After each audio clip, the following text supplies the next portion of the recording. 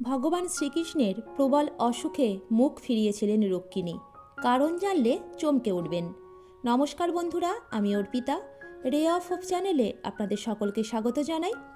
আজ এই ভিডিওটিতে আমি আলোচনা করব শ্রীকৃষ্ণের প্রবল অসুখে রুক্মিণী কেন মুখ ফিরিয়ে নিয়েছিলেন এবং আমরা আজকে সেই কারণটাই জানব। তাই বন্ধুরা, ভিডিওটি স্কিপ না করে মনোযোগ সহকারে শুনবেন। ভালো লাগলে অবশ্যই লাইক, কমেন্ট এবং শেয়ার করবেন এবং কমেন্টে জয় শ্রীকৃষ্ণ লিখতে ভুলবেন না। তো আসুন বন্ধুরা, শুরু করা যাক আজকের ভিডিওটি। শ্রীকৃষ্ণ চৈতন্য মহাপ্রভু রাধাভাব অর্থাৎ গোপীভাব অবলম্বন করে জন্মগ্রহণ করেছিলেন। তিনি বাহিরে কৃষ্ণ, অন্তরে রাধা ছিলেন। তাই পথে পথে তিনি হা কৃষ্ণ বলে ছুটে বেড়াতেন। এখন প্রচুর মানুষের মনে প্রশ্ন ওঠে যে কেন চৈতন্য মহাপ্রভু গোপীভাব অবলম্বন করেই জন্মগ্রহণ করলেন। তার উত্তর একটাই, শ্রীকৃষ্ণের যত ভক্ত আছে তাদের মধ্যে রাধারানী শ্রেষ্ঠ, গোপীভাবই শ্রেষ্ঠ ভাব। এখন রাধা প্রেম বা গোপীভাবের শ্রেষ্ঠত্ব সম্পর্কে আপনার মনে প্রশ্ন আসতেই পারে। অনেকের মনেই প্রশ্ন আসে, তাদের মনের সেই শঙ্কা নিবারণ করবার জন্য চলুন আজকে একটি গল্প বলি। একবার ভগবান শ্রীকৃষ্ণের খুব কঠিন একটি অসুখ হলো। অসুখ এতটাই কঠিন যে তিনি শয্যাশায়ী হয়ে পড়লেন। দ্বারকার সব বড় বড় বৈদ্য কবিরাজদের ডাক পড়ল, কিন্তু তারা কেউই পারলেন না ভগবানকে সুস্থ করে তুলতে। আসলে ভগবানের লীলা যে ছিল অন্য, তাই সকলেই ব্যর্থ হলেন। এই খবর যখন ভক্তশ্রেষ্ঠ নারদ মুনির কাছে গিয়ে পৌঁছল, তখন তিনি দৌড়ে ছুটে এলেন দ্বারকায়। ভগবান শ্রীকৃষ্ণের পায়ে হাত দিয়ে বললেন, প্রভু, আপনি লীলাময়, আপনি জগতের পালক। আপনার কৃপায় সমগ্র জীবজগৎ সুস্থ থাকে। আপনাকে সুস্থ করার ওষুধ অন্য কেউ কিভাবে দিতে পারবে? আপনি নিজেই বলুন কিভাবে আপনি সুস্থ হবেন। মুচকি হেসে লীলাধর তখন বললেন, নারদ, এ তো খুব সহজ।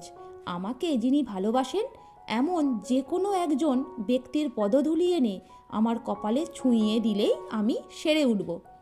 উত্তর শুনে নারদ বললেন, বাহ, এ তো খুব সহজ ব্যাপার, আমি এক্ষুনি নিয়ে আসছি।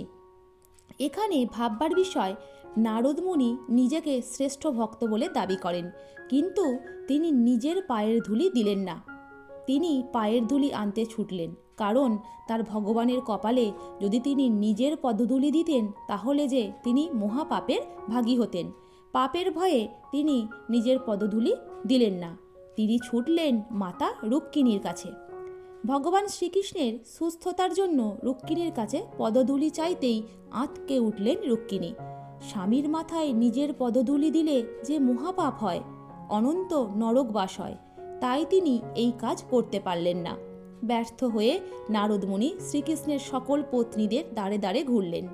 শেষে ভগবান শ্রীকৃষ্ণের আত্মীয় পরিজনের কাছেও ছুটলেন, কিন্তু কেউই মহাপাপের ভাগী হতে রাজি হলেন না। কোথাও যখন পদধূলি পেলেন না, তখন নারদমুনি ছুটে গেলেন বৃন্দাবনে রাধারানীর কাছে। সব কথা শুনে এতটুকু সময় নষ্ট না করে রাধানারী নিজের আঁচল পেতে তার মধ্যে দাঁড়িয়ে গেলেন তার চরণ ধুলি দেওয়ার জন্য। তারপর সেই ধুলি নারদের হাতে দিয়ে নারদমুনিকে তিনি বললেন, আর দেরি করবেন না, তাড়াতাড়ি যান।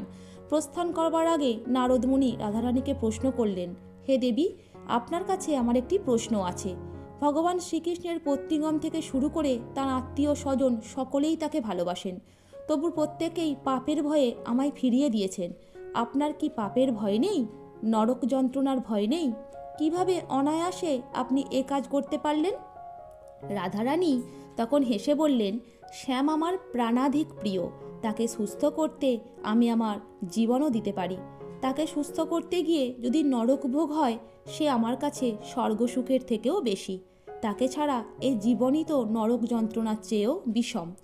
নারদ ফিরে এলেন দ্বারকায়। রাধারানীর চরণধুলি মাথায় ছোঁয়াতেই সেরে উঠলেন লীলাধর শ্রীকৃষ্ণ। কিন্তু সকলের মন থেকে সন্দেহ মুছে গেল, কেন গোপীভাব শ্রেষ্ঠ, কেন রাধার প্রেম শ্রেষ্ঠ, তা নিয়ে আর কারোর মনে কোনো প্রশ্ন থাকল না। রাধে রাধে, হরে কৃষ্ণ। তো বন্ধুরা, কেমন লাগলো আজকের ভিডিও অবশ্যই কমেন্টে জানাবেন। সবাই ভালো থাকবেন, সুস্থ থাকবেন। জয় শ্রীকৃষ্ণ। রাধে রাধে।